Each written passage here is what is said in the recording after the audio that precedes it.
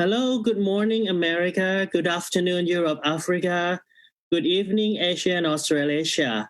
This is Napapong Pongnapang, your host. I am ISRRT Vice President for Asia and Australasia.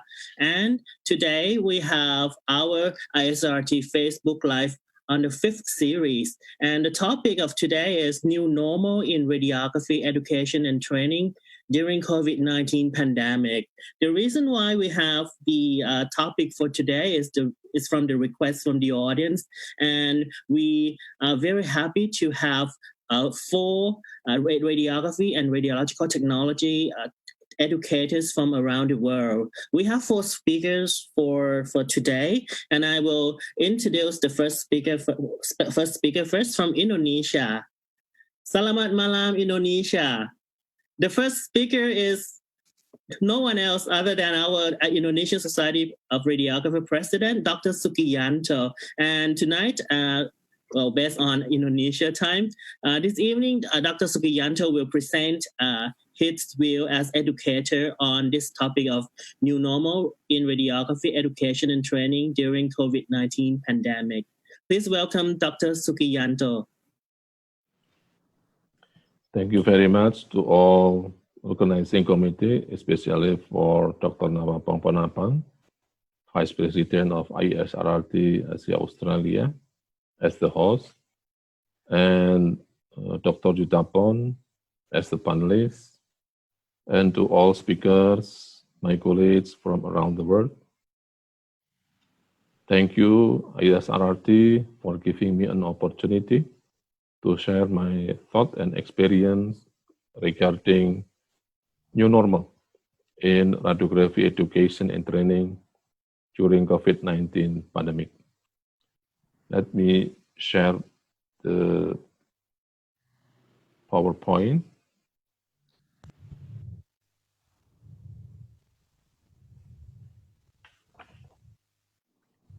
Let's look the map here, how pandemic COVID-19 affect the education.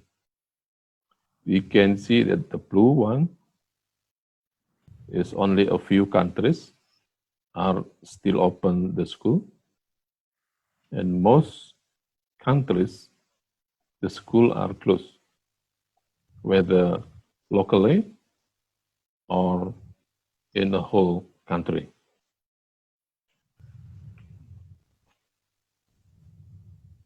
Government of Indonesia has set out rules regarding shifting from large-scale social restriction to a condition called new normal. Affected areas are mapped and represented by 4 color zones, namely red zone, orange, yellow, and green. 11 business sector were excluded from restriction, even they operating in the red zone. For example, in hospital, food industry, energy, communication and information technology, finance, logistics, also in construction. And in education sector, it's about to be selectively open. However, only 4 schools located in the green zone, which is area with no confirmed case and or without travelers from the red zone.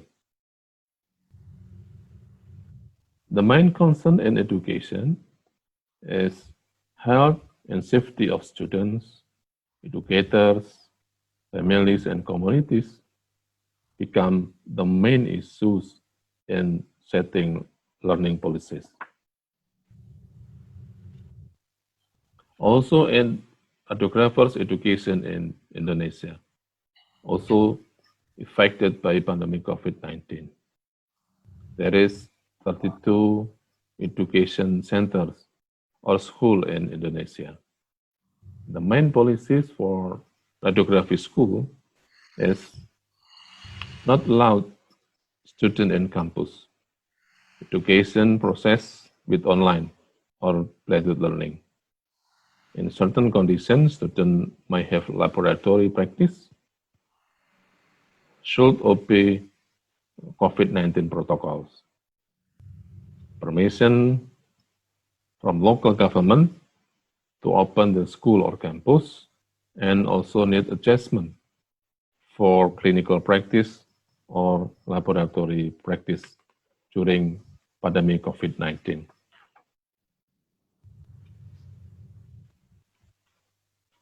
How to implement education radiographers during pandemic COVID-19? There are three main components for implementation in radiographer education. This consists of infrastructure of ICT, the lecturer factors, and student factors. They need lecturer, both lecturer and student need certain skills. Lecturer must familiar with online learning management, also have ability to provide educational resources. And for the student side, they must have capability to acquisition of material and have a critical thinking.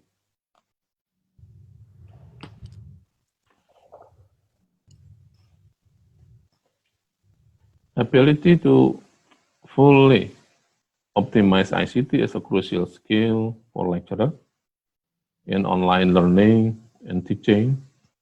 Lecturer should understand about learning management system and other relevant social media.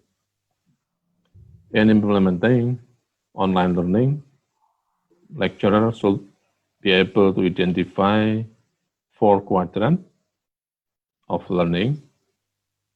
The first quadrant, this one, is represent conventional or face-to-face learning. And during this pandemic, this quadrant is simply not an option.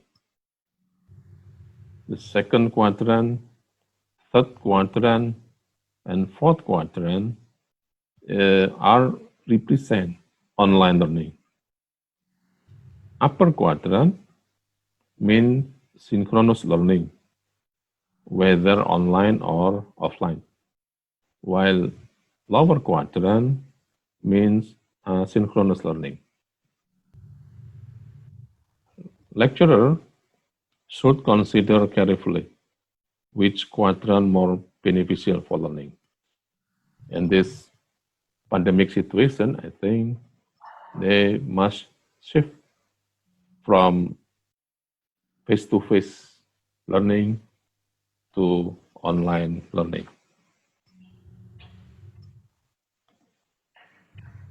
Competency or learning outcome can be defined as a combination of knowledge, attitude, and skills gained from an education or training.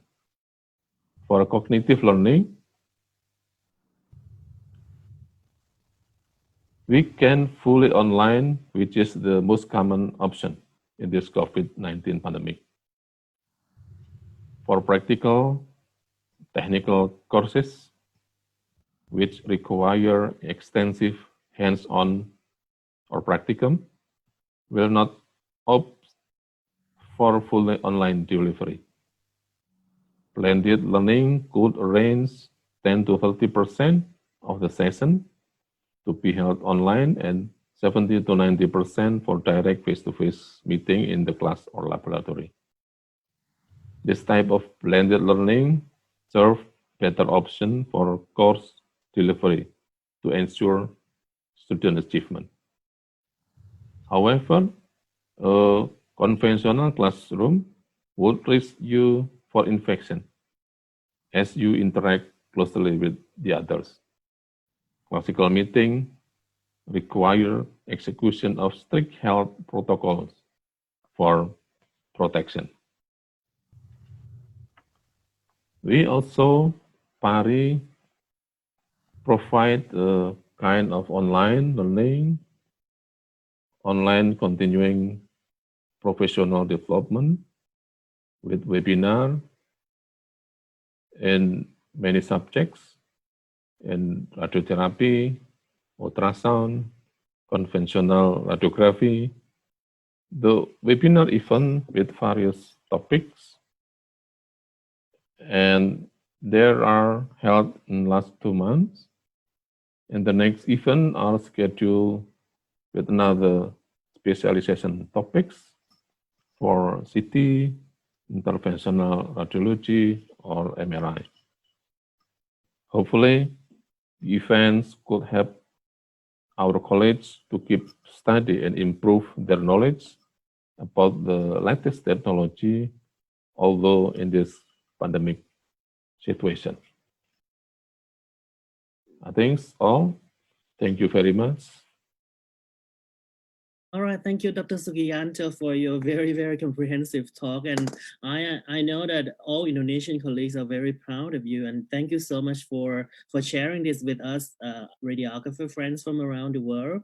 And I can see that PARI, or Indonesian Society of Radiographers, has done a tremendous good job in terms of doing the professional training for your members. And for the audience from home, if you have any question or comments for each or any speakers tonight, you can leave your message at the comments box underneath the video screen, or on the right hand side of the video screen, depending on the platform that you are using.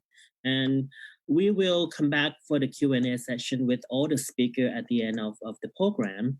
And the next speaker is our ISRRT Regional Education Coordinator from America region, and he is Dr. Robin C. Hesler from Canada, and Dr. Hesler will share his experience about how COVID-19 has impact on the education and training in his country.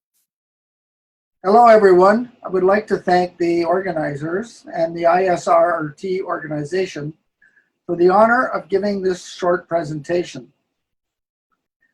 My presentation will cover the topics listed on this slide.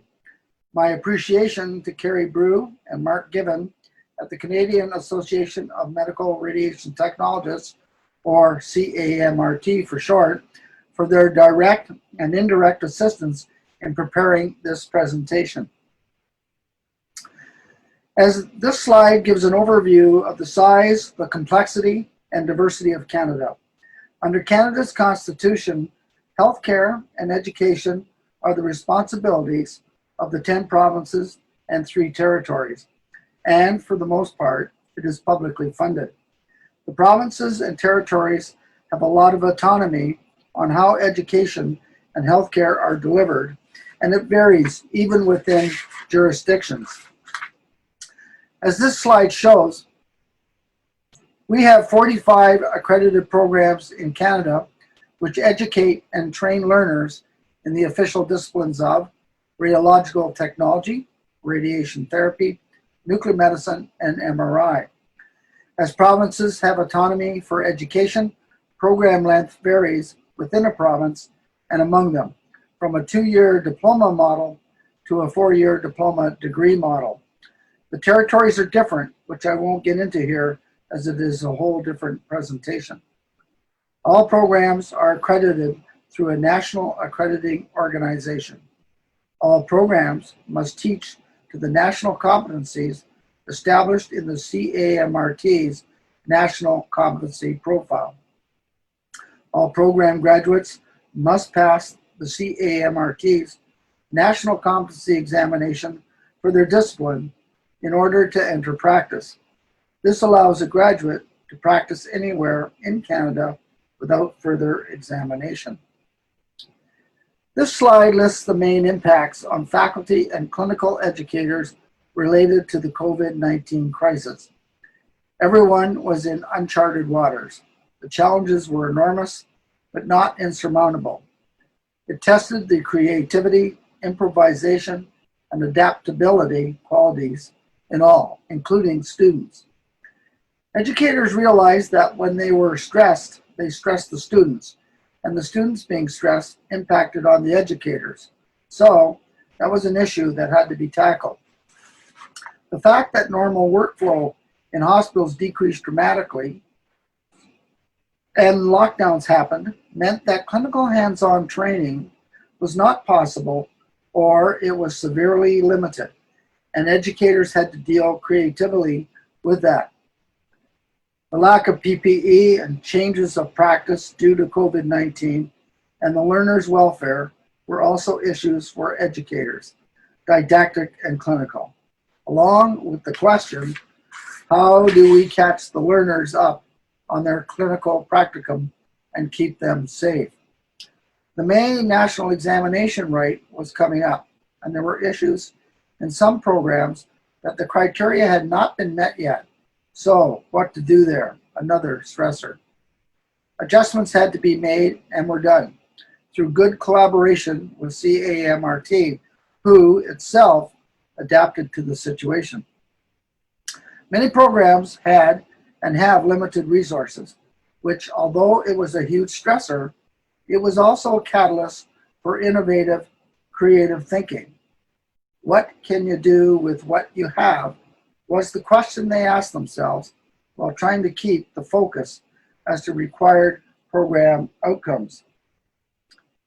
As the last slide showed, change had a huge impact, as change often does, especially the highly impacting change that COVID-19 brought. Adapting was the operative word.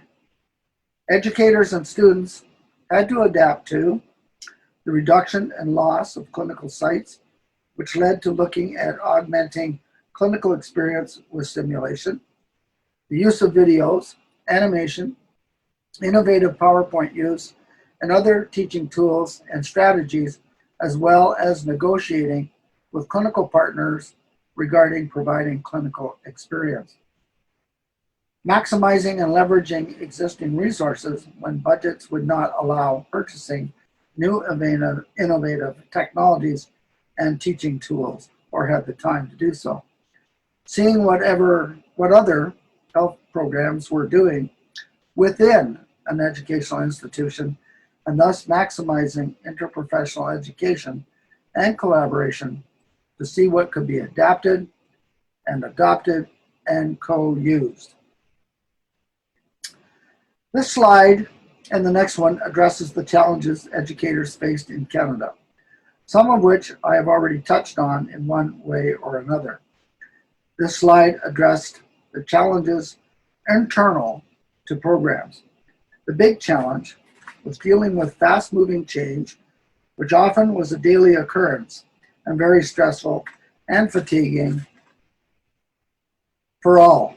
It brought anxiety and fear of the unknown, and all the while still trying to stay focused on the big picture.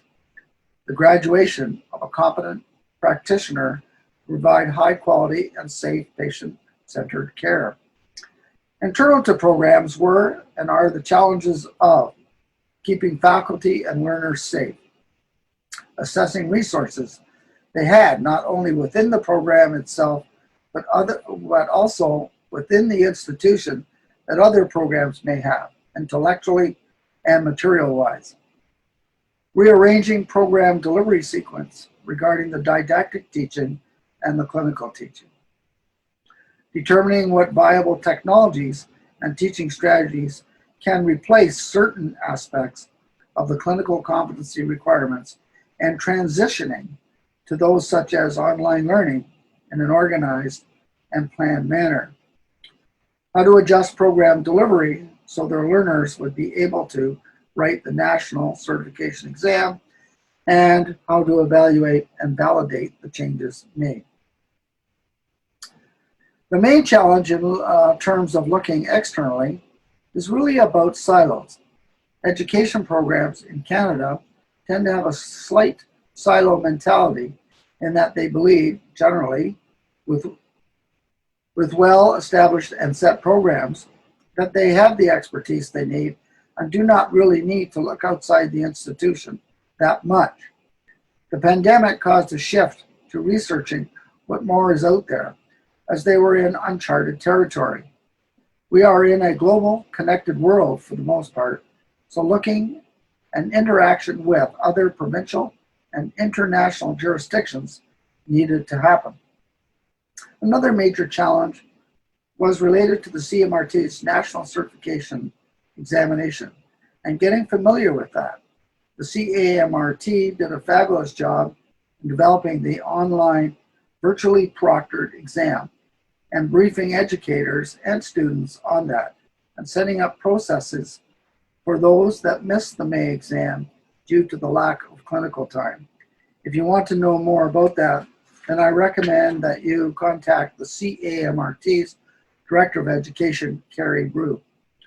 Lastly, the challenge with getting learners caught up with their clinical competency requirements, which means negotiating with the clinical partners.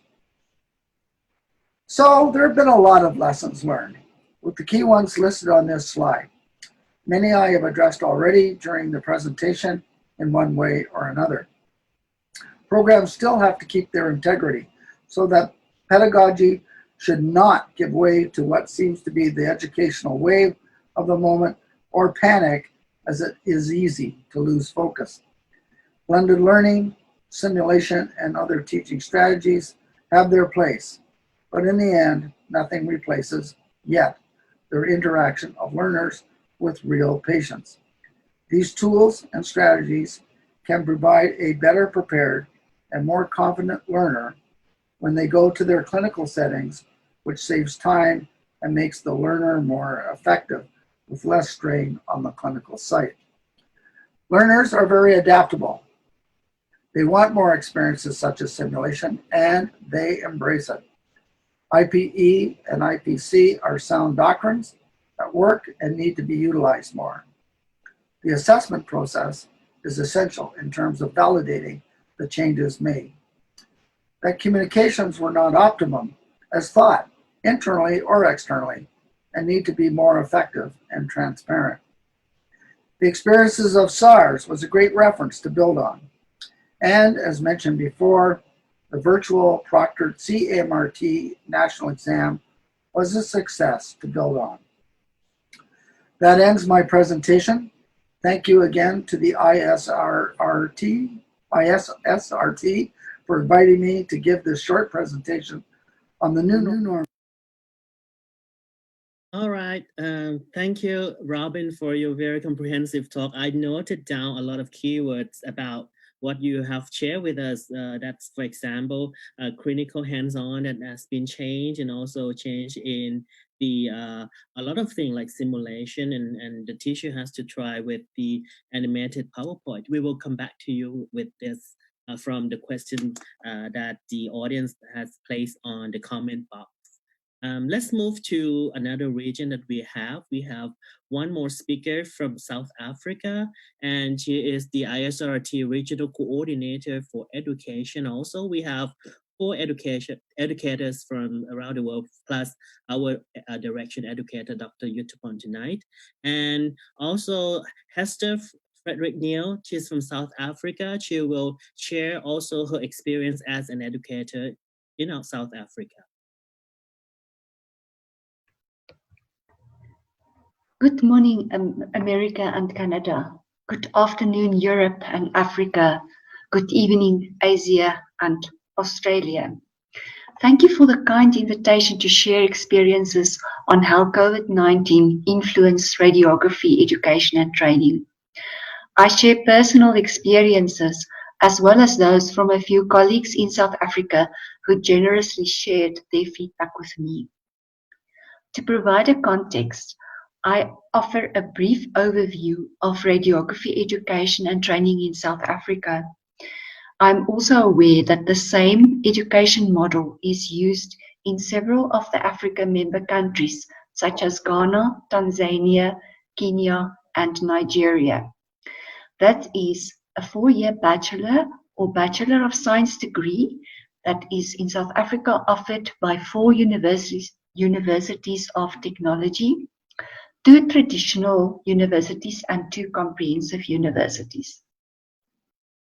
The work-integrated learning or workplace learning or clinical learning is done simultaneously using a variety of models.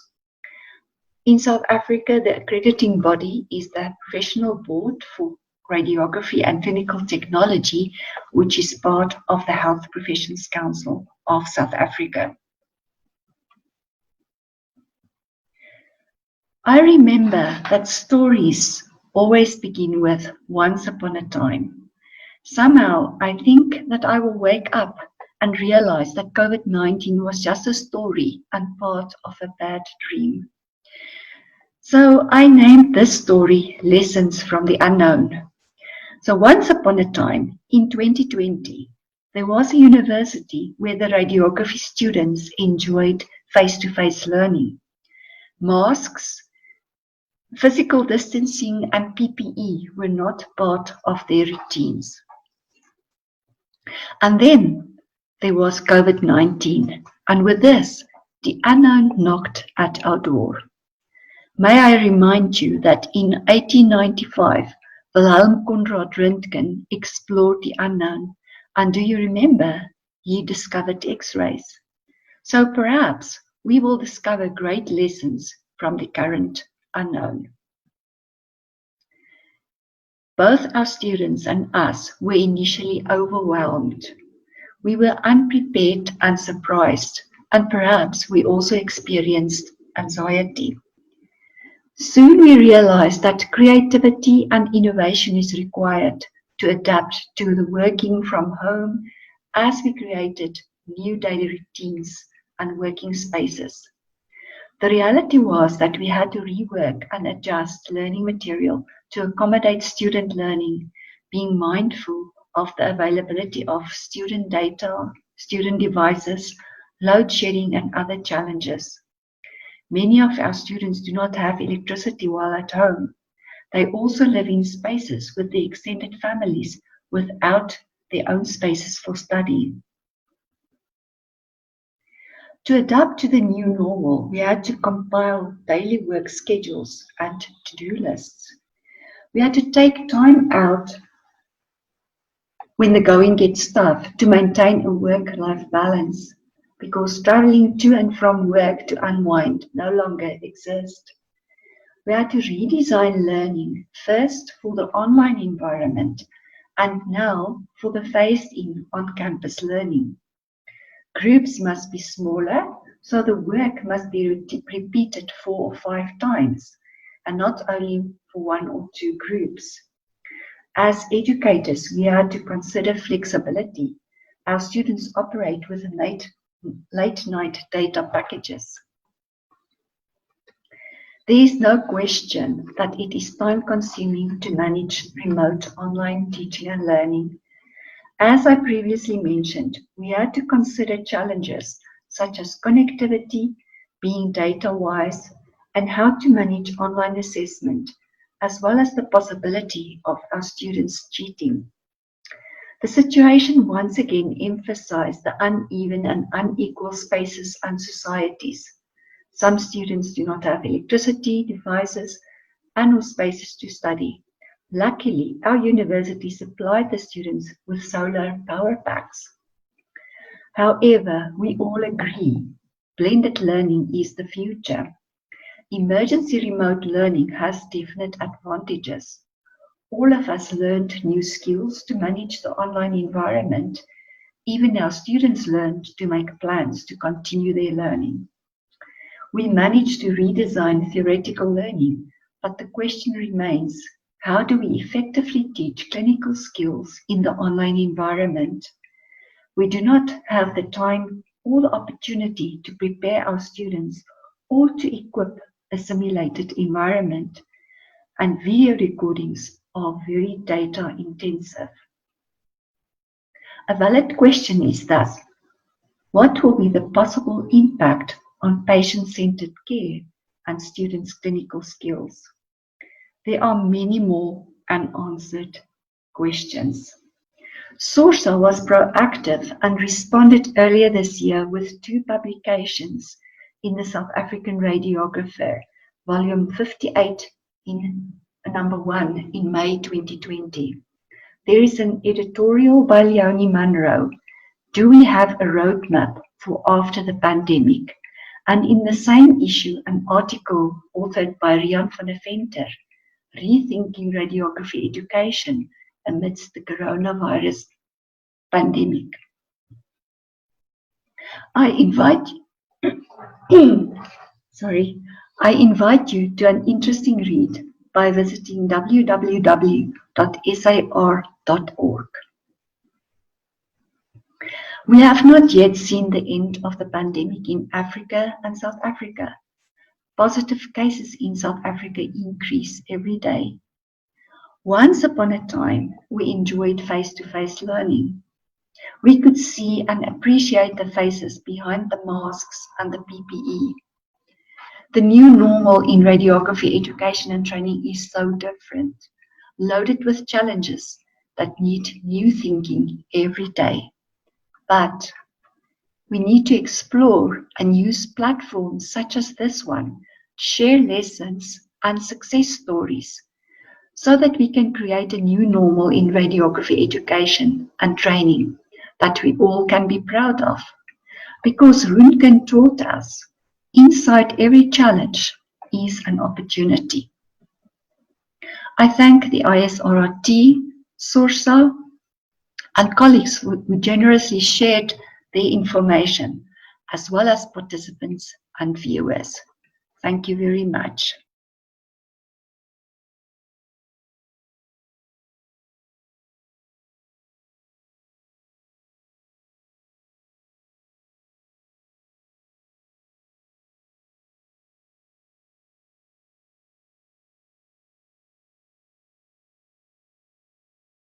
Hello.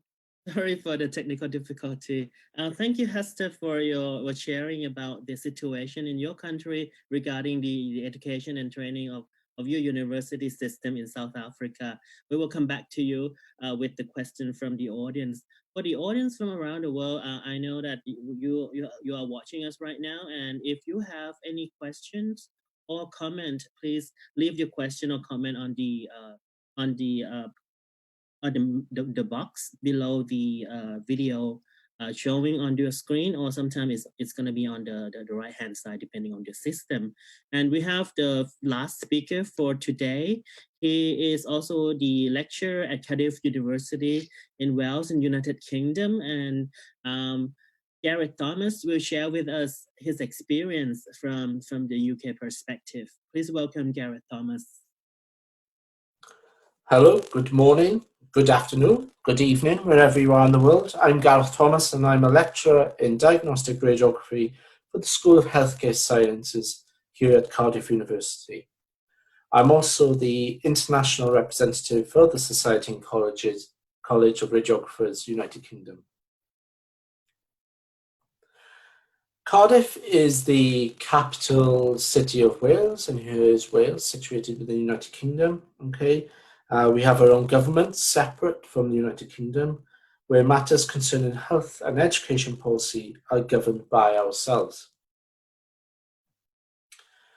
Cardiff University is the only member of the Russell Group of research-intensive British universities, and last year we have a graduate enrolment of about 24,000 students.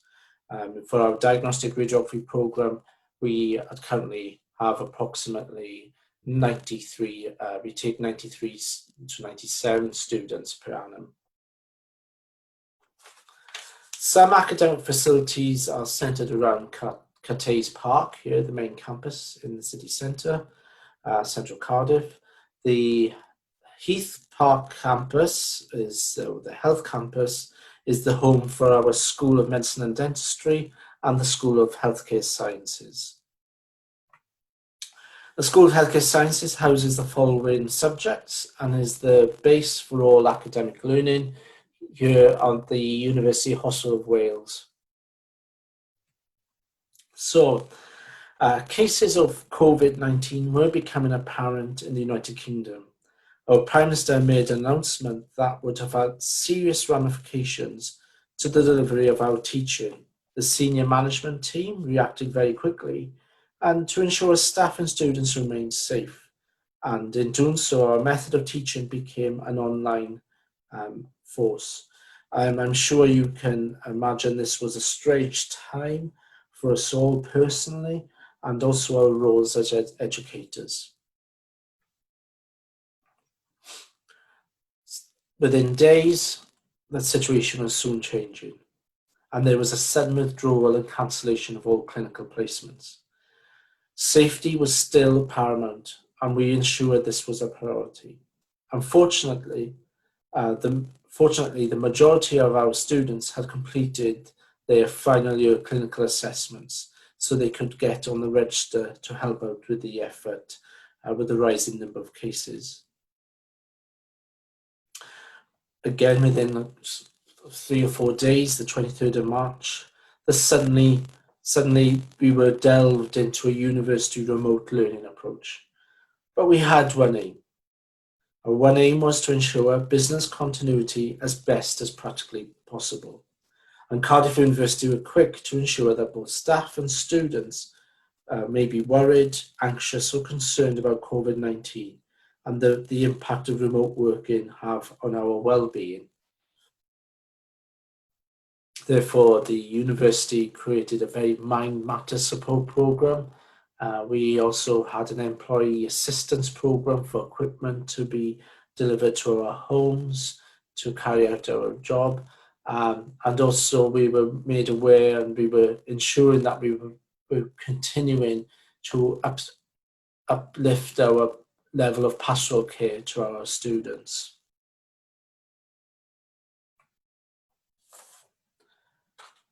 And soon the number of cases was showing that they were rising, and Welsh Government then approached us to provide skills and updates to clinical staff. Healthcare professionals were brought in from the traditional roles to the front line, and so we were on hand to provide the skills and necessary training they needed to provide the care required for COVID-19 patients. Us diagnostic radiography lecturers were also approached to help on the front line. Our second year students were offered to be redeployed to work with Welsh Government's track and trace system, as well as providing roles in health and nursing care throughout all the hospitals in South Wales. But we also have to be mindful that we had first year students about to come into the clinical placement on the 18th of May. We soon galvanized as a team to create virtual learning packages with our students using group online tutorials on a weekly basis with our students, creating quizzes, tests to keep them engaged and ensure that they were not forgotten.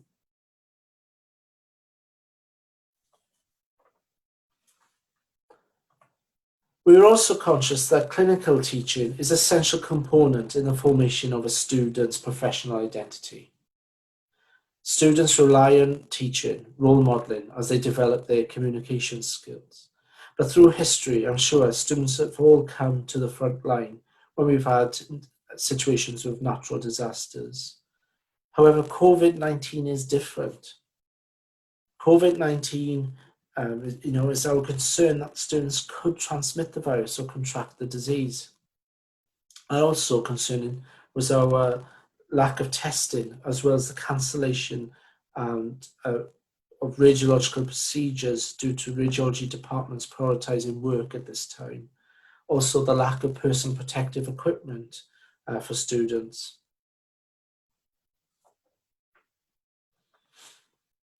But how will COVID-19 affect the learning environment? The implications of social distancing. Social distancing is the most preventative strategy since the emergence of COVID-19. And pending the development of vaccine, our strategy is no longer going to be large-scale lectures, but small group tutorials. Clinical skills. How are we going to ensure that students gain the necessary clinical skills needed for their course? Well, we produced a lot of via online videos of clinical skills, of positioning for certain examination, donning and doffing of personal protective equipment. Other skills would be communication skills via role play with clinical staff. And we were also mindful of the transition from workplace to home, resulting in isolation but increased use of email for our students, and the struggles with differentiating work and home, which would affect both staff and students. So then we were confronted with utilising a blended learning approach. But what is blended learning? Well, blended learning, in my mind, is combining online educational resources and opportunities for interaction online using traditional place-based classroom methods. The benefits of blended learning is that it's convenient. The convenience, its ability, your ability as an educator to control the pace and learn remotely. It is comprehensive in that it ensures that students have an understanding of the subject. And it's also cohesive because the learners will learn and interact with each other, and also learn with each other and yourselves. But there are pitfalls of blended learning. You're not going to be meeting all the needs of the students. Okay, you need to create a student engagement, ensure all students are engaged, and remember that your students are remember what they need to know, review the content, act on their feedback. Be mindful of creating a deeper learning phase. You not just talking 3 hours directly to the students where they can just shut off their laptops or their screens and start reading something else. You've got to keep them engaged, keep asking them questions, create breakout sessions for them to build more deeper learning. And also what we have learned here in Cardiff is to start this blended learning approach slow. Start it, this transition slow and steady to allow the students to learn and adapt to this new method. Initial findings have been that we are now a bit more mindful that students need to be reminded about due dates of assignments and exams, and how to submit assignments and to perform their examinations online. We've also found that recording messages via video is much more effective than an email. Seeing and hearing your voice is much more reassuring. Also reducing our lectures, to 30 minutes instead of 3 hours. Utilising other times, setting tasks, breakout sessions, allowing students to learn from each other, peer-assisted learning, and much more active and productive learning takes place. But there is uncertainty, okay? There is uncertainty about how long this virus is going to be around. What periods in the future will quarantines and social distancing may be required. We need to authenticate patient experience via video online content, and supportive engagement is crucial.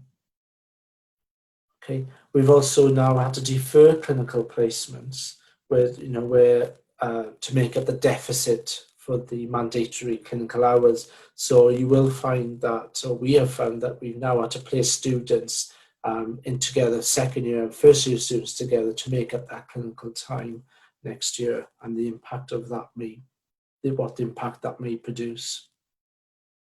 But so far, the student experience has been positive. Students are much more engaged, and students more than often are taking part in our online tutorials.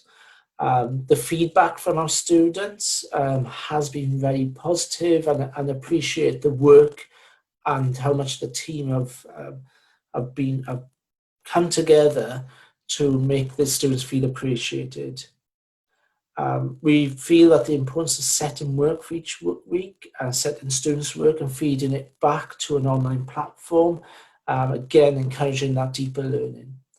Also remind students of your availability each week when you'll be around to provide that face-to-face interaction should things, for example, in their pastoral care, are not utilising the online notice board much more frequently in terms of due dates and changes in terms of the programme and the personal well-being, so notices as well.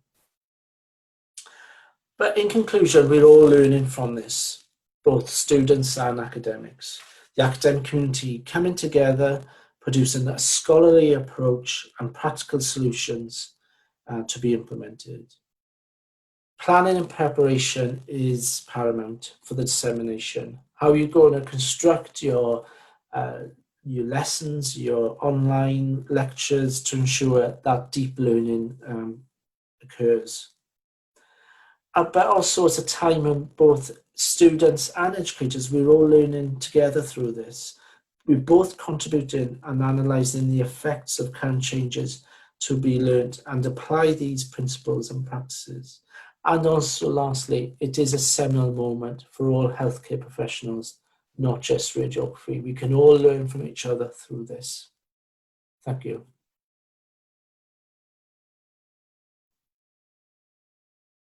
Thank you, Gareth, for your talk, and thanks also for keeping the time.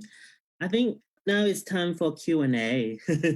And I think all the speakers are ready, and also our ISRRT Director of Education, Dr. Yudthaphon Vichianin, he is going to be the panelist representing the ISRRT today.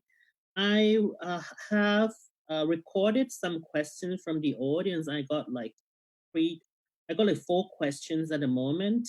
And I want to go to the first question now from Indonesia, from Gatot Murti Wibowo. His question was, how do you measure the clinical competency among the students while they are not in practice in the clinic? And can we truthfully responsible for our students' achievement? That is the question from Gatot from Indonesia. And I think, to be fair, let Dr. Sugiyanto answer this as the educator from that country. All right, please unmute your microphone. Thank you, Dr. Napapong. Yeah. In Indonesia, the learning process is still continuous. No postpone. That's why for clinical practice, right now, especially in clinical practice, we have to change the schedule. Yeah, we change the clinical practice in the end of semester. But right now, it is quite difficult to evaluate the clinical experience because there is no clinical rotation right now. So we usually give them a kind of a problem-based learning, make a kind of a video, something like that, and then to discuss and evaluate together. Discuss with other students and then what's the opinion of this case, something like that. But not really optimal, but this just the way we find.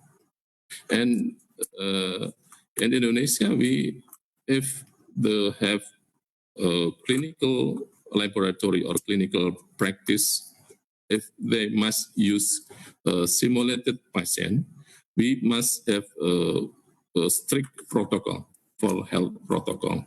So right now, it is not allowed the student come to the campus still. So that's why we use a kind of problem-based learning and then sharing the video, give opinion, something like that to evaluation.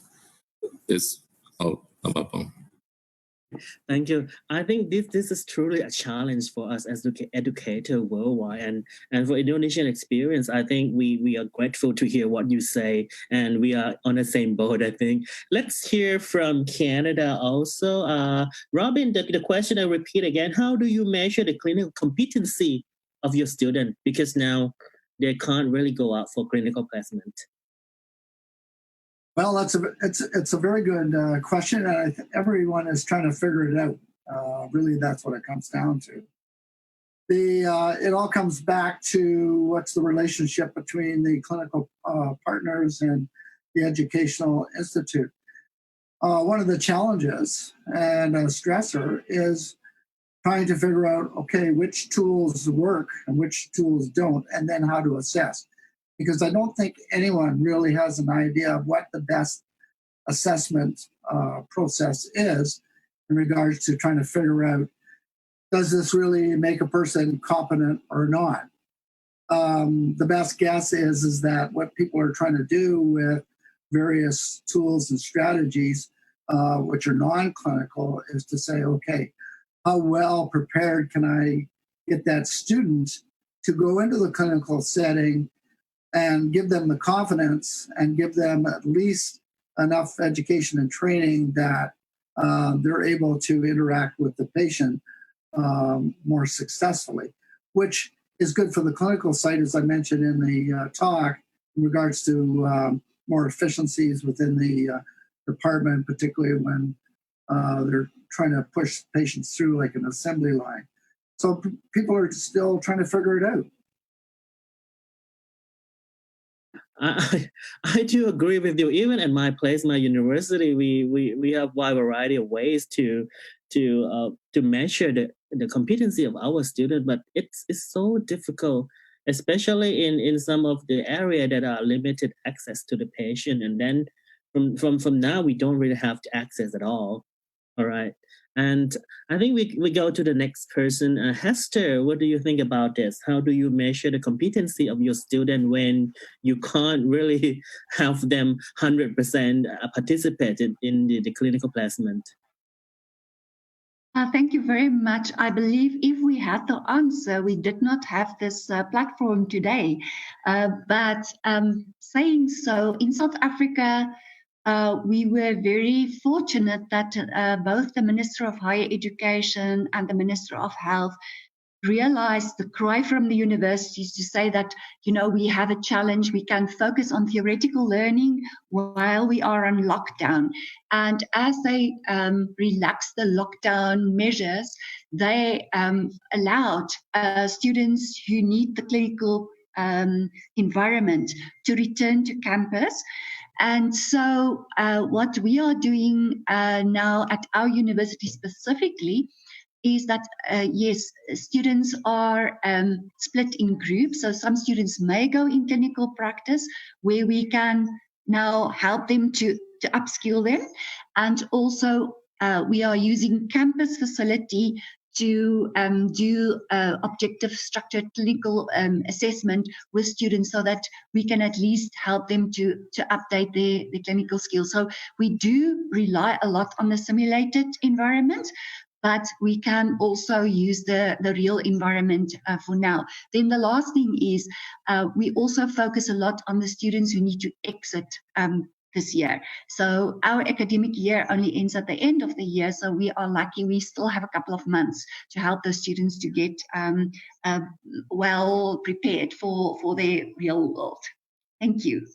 All right, thank you. I'm sure we'll do our best, everything we can to make sure that our students have that competency that we hope for. All right, and it's now your turn, Gareth. What's your answer for this? We're all coming together and finding that we all got this problem, and we're just scrambling to try and find that perfect solution. And I'm glad we are not the only one in this predicament here in the UK. What we have done in Cardiff is use a lot of virtual learning through videos and also competency quizzes on a weekly basis to assess competency. The only thing, obviously, is that clinical competency, the interaction with the patient. And another method we have looked at is doing role play with videos and getting students to reflect on the video, to reflect on the communication skills in the group situation. Also film viewing, online film viewing and quizzes, and that's the best we can do at the moment so far. But we're all learning from each other, aren't we? I'm finding today. Well, very good answer from everyone. And I think we can learn a lot from you, especially those educators who are here and also from home. And Yudthaphon, you have any comments on this and what have you done so far? Okay. Let me show you the slide that what I did for the ISRRT. Let me share the screen. Okay. What I did for the ISRRT during the COVID pandemic is started from a few months ago. I have a discussion with Dr. Napapong and Donna to do open access online webinar for members around the world. Right? Dr. Napapong suggested to do the Facebook Live and asked me to test the software platform availability to do the live for our member around the world during the pandemic. So first what I did, I test the private meeting with Napapong and do the test drive for the Facebook Live to make it happen and found that it works. And then what I did, I used the Zoom meeting platform. It is selected to combine with the OBS software and streaming to the Facebook Live. And the topic was draft by Napapong and discussed with the Donna and approved by the board, ISRRT board, right? And we did a lot for this kind of the meeting in the previous 4 live already. So this is what I have done for the ISRRT.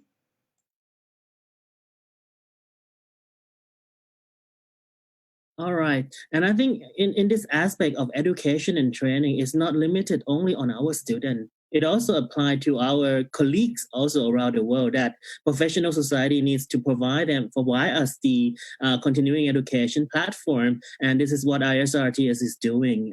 All right. And I think we come to the second question from Pichi Luna from the Philippines.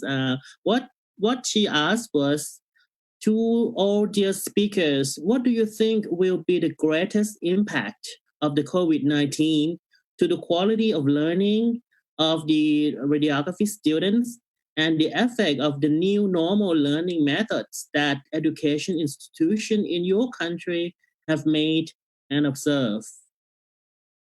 Do you need me to repeat the question? Right. Tishi asked, what do you think has the greatest impact on our education and training for the student? And based on your observation in your country, what does this new normal affect the way of teaching your student? All right, we start with Dr. Sugiyanto again.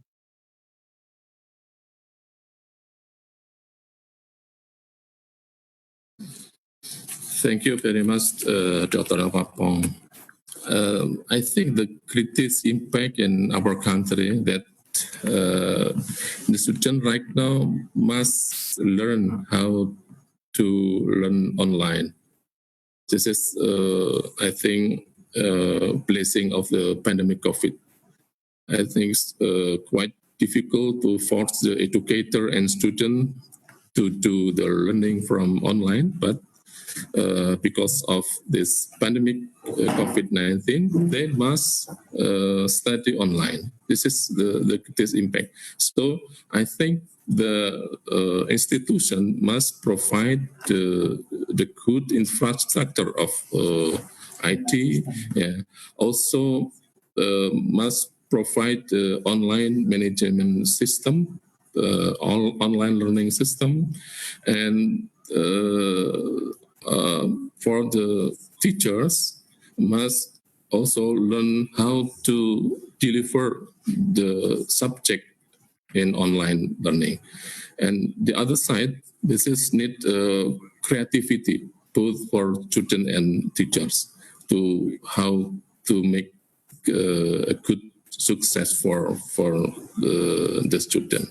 I think this Napapong. Thank you, Sugiyanto. And I move the same question to Robin. What is your experiences from your university in Canada? Well, I would echo a lot of what was just said.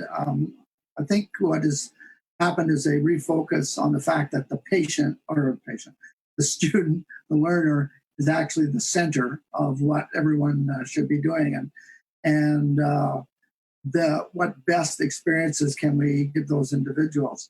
Certainly, it's highlighted the fact that technology and other strategies have to be considered, and they will be a new norm depending on what budgets can afford, things like connectivity, etc. It's a challenge, but certainly things like simulation and asynchronous and synchronous deliveries are here to stay.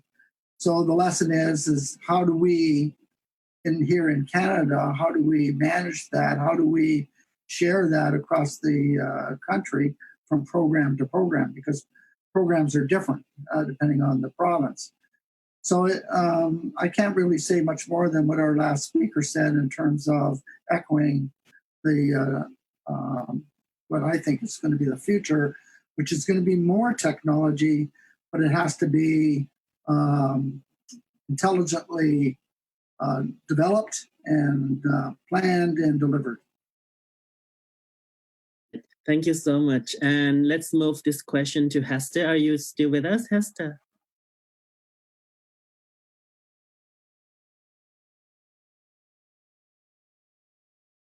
Yes, thank you very much, Napapong. I am very much still here. So yes, the other speakers mentioned that, and also what I mentioned in my presentation is the greatest impact is on the patient and the clinical level of clinical learning. And yes, what we experienced, however, was that students came in and they showed different kind of soft skills all of a sudden. They showed more responsibility. They showed that they also want to make plans because we recognize this as a limitation and an impact that we have to make sure that the level of clinical learning is so that the patient does not suffer, or the level of patient care is not in any way disadvantaged. So yes, we were very proud of our students. This sort of self-directed learning, responsibility, and that is definitely positive amidst this whole pandemic and the negativity around the lessons that we can learn. Thank you.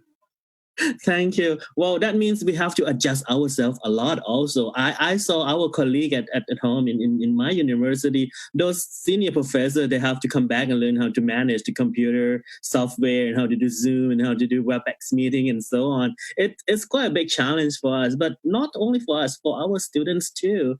And Gareth, what do you think about this? I think personally, when I look back and I can see we have a new intake coming now in September, and we've had to plan our scheme of work and look what lectures will be delivered online, what platform we'll be using. But what I'm mindful is that the student will be lacking that one-to-one sort of interaction with the lecturer, reading our body language in the lecture, in the classroom. And also that for the students sitting in a lecture theatre or classroom to learn from each other. And, they have that, as soon as they start our degree program, they're on a personal journey to create that professional identity as a healthcare professional. And I'm just worried that the impact of this virtual learning, that they won't be able to interact each other in the university, they won't be able to have that face-to-face learning from each other. So it's literally face-to-face learning. And I'm just really concerned that they won't have that university experience as other students have in the past. And that just concerns me for them to mature, to learn their communication skills. And they're actually not just, growing up and maturing, learning from each other and learning that university way of life. So that does concern me. Thank you. And your answer leads to the next question. Really, we got one question regarding this issue about this is from Frankie from Indonesia. His question is that we for sure we start to have online and virtual education and training, but one thing that is the disadvantage of this system is that we lack of communication. What about communication skills? How do we deal with this as educator? Go back to you first, Dr. Sugiyanto.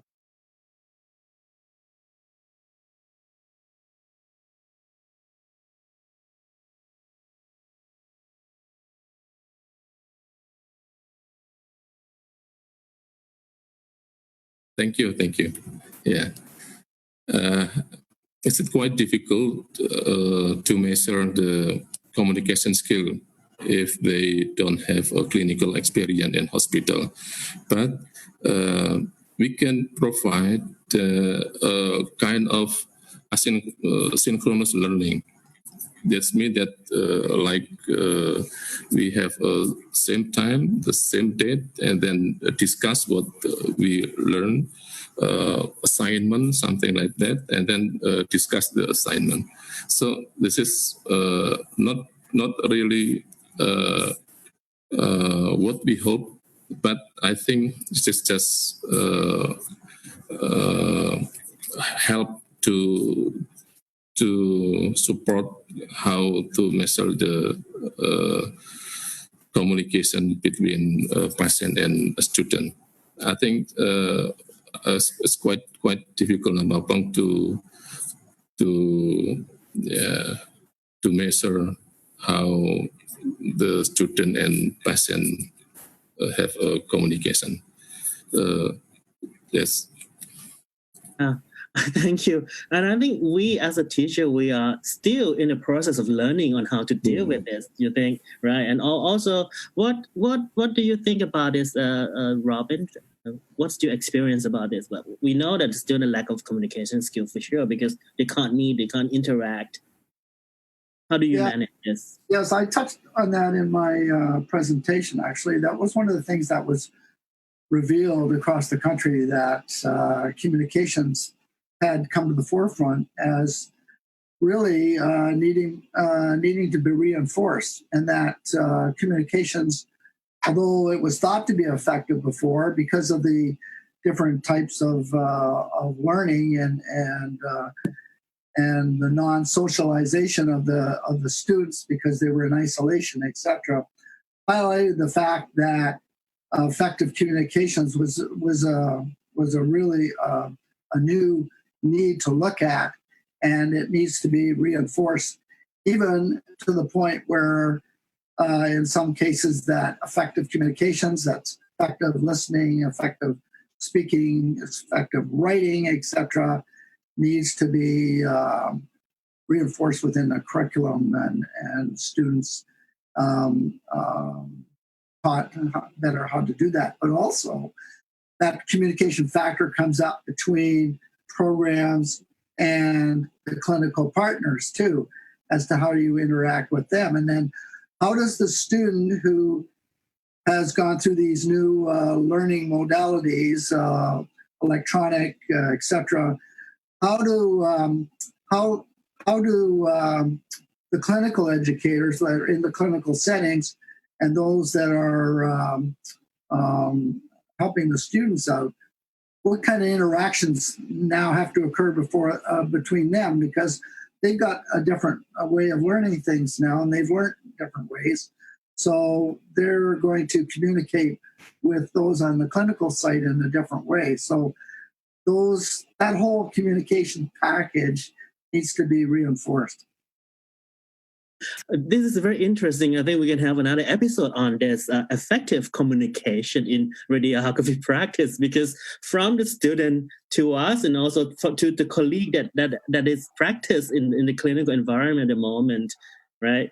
Hester, are you still here? And I want to pass this question to you too about the one of the disadvantage of the online or virtual education, that we lack communication. Napapong, may I be the devil's advocate here to say that even before COVID-19, we had problems with the communication between us and the student, and also between the student and the patient. So it's not actually a new problem. The problem has just COVID has just given it another face. And in South Africa specifically, we have 11 official languages, and that does not even include the language of the deaf now, which is a new language that it emerges, which shows to us that it's definitely a topic that we need to explore going forward. And this platform will really be such a rich platform where we can share best practices going forward.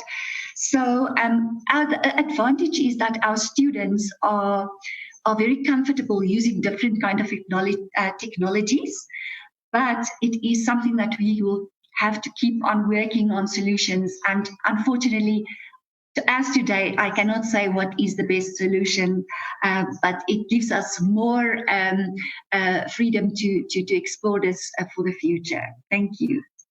So this is going to be an ongoing process, not only the effect of the COVID-19 that wake us up about the communication skill that we do need, our students do need.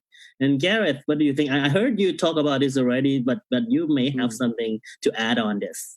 Yeah, we have looked at solutions to this, and we've in the past we used to have an objective structured an OSCE clinical examination exam at the final end, and students, we would draft in real live actors and present the student with the scenario and examine how the student dealt with that irate radiologist or a sensitive issue with, in terms of patient care, for example. So we've got a collection of videos, thankfully, that we use for students to watch, to observe, and then reflect on what has been happening, what would they do in this particular scenario, for example, and get the students to discuss it on the online platform as in a group tutorial. And that is probably one method. But no doubt there are a variety of other methods out there. But that is one thing we find useful, is actually get them to self-reflect on real scenarios or typical scenarios that we have come across during our clinical experiences to date. So that's one thing. Thank you. This is a big challenge, even in our program, especially in East Asia, where we are heavily on scientific-based education. We found long time that communication skill we need to improve, and then we try to adapt this and then put more on the education in this subject to our students. Still, is never enough. So, Yudthaphon, do you have any idea about this, about the communication challenge that we may have when we have to switch from face-to-face to education to the online or virtual training? Thank you very much for the question. I think in the past, we also have this kind of problems too.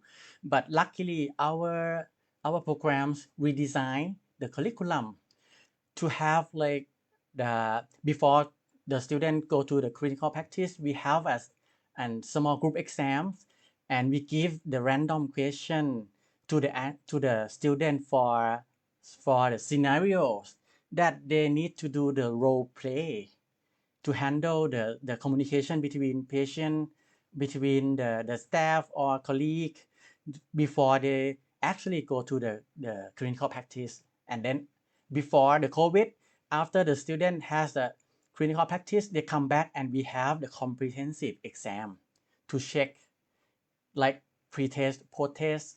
And then when we have the COVID, I think my colleague at the department would take the same approach. Like we can have the student to do the random scenario to handle the patient communication as a role play, and then do the self video recording and send back to the course instructors to check and give the feedback. I think what we are doing like this. All right, and I think we kind of come to the final of the program today, and I would like all the educators to have a final word that you want to pass on to your colleagues, to your students, and anyone who is watching this program. And let's start with Dr. Sugiyanto. What do you want to say? Anything?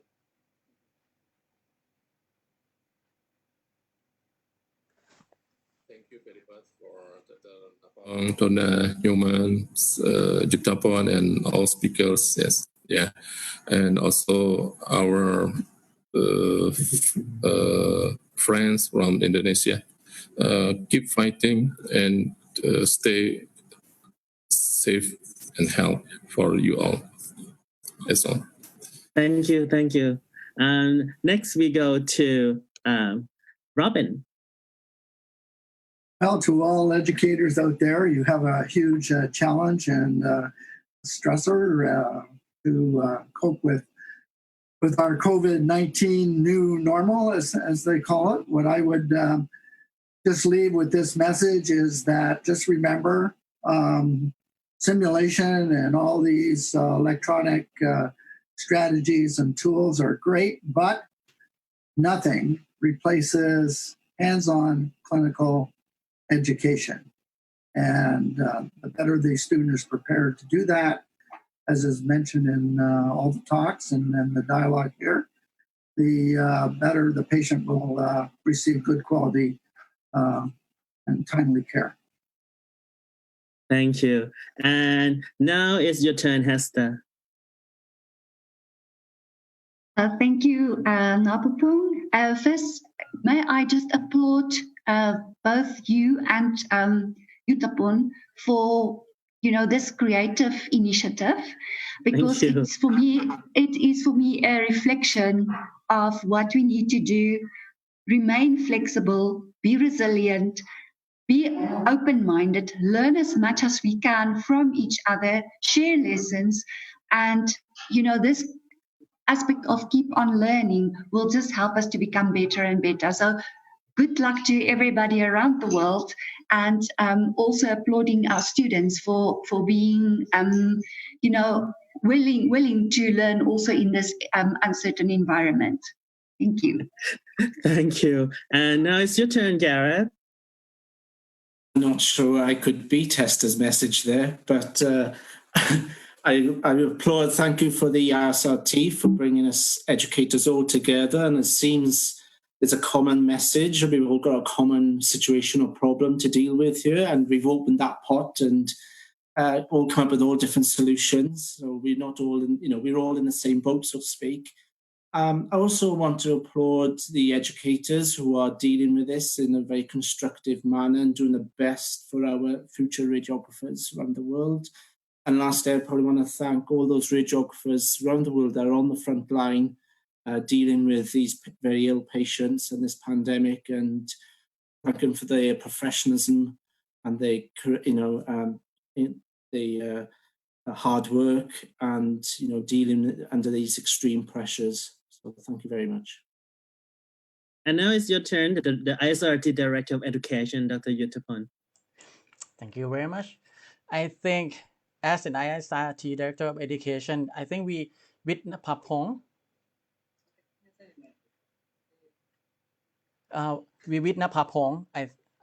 we do the.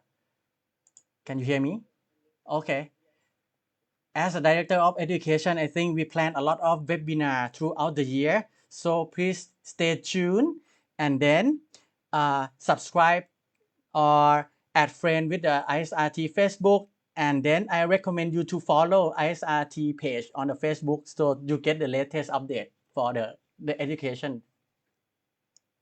Thank you. And actually, we have Madam President here, Donna Newman. You have been with us for quite a long time in this program. I would like you to have a final word to conclude this session. I learned a lot from these key experts, our educators from all of our regions. I want to thank you for sharing with us your knowledge and your ideas. One of the key strategies for the ISRRT is networking and collaboration. And I see from this session, there's many more sessions we can do to network and collaborate our educators to bring best practices back to our countries. So thank you, and stay tuned for more great sessions. And I just can't thank you enough for taking time for our members around the world. Thank you. Thank you, Donna.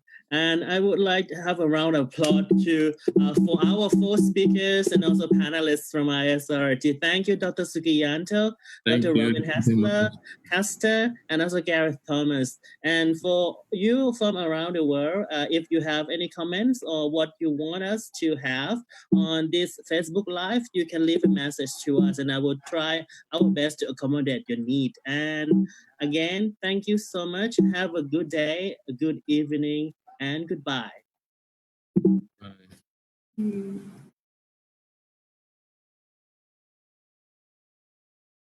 Bye.